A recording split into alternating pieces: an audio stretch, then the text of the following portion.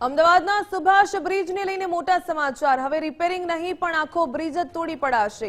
Consultants દ્વારા સમગ્ર bridge તોડવાનો અભિપ્રાય અપાયો। કન્સલ્ટન્ટે પિલ્લર સહિત આખો બ્રિજ તોડવા માટે અભિપ્રાય આપ્યો।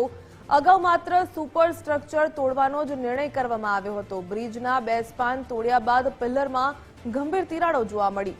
બ્રિજ 60 વર્ષથી વધુ જૂનો હોવાથી પિલ્લર તોડવાની સ્થિતિ ઊભી થઈ।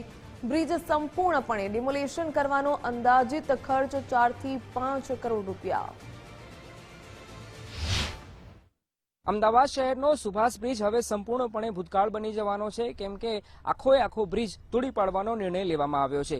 અગાઉ નિર્ણય એ હતો કે બ્રિજમાં સમારકામ કરી સુધારા વધારા કરી ફરીથી એ બ્રિજને યથાવત રાખવામાં આવે, સાથે સાથે એની ડાબી અને જમણી બાજુ એક નવી લેન એટલે કે નવો બ્રિજ તૈયાર કરવામાં આવશે, એ પ્રકારની વાત હતી। પણ હવે જ્યારે આનું સમારકામ કરવામાં આવી રહ્યું હતું ત્યારે ગંભીર બ્રિજ હોવાના કારણે એક નવો નિર્ણય લેવામાં આવ્યો છે અને આ બ્રિજને સંપૂર્ણપણે તોડી પાડવામાં આવશે।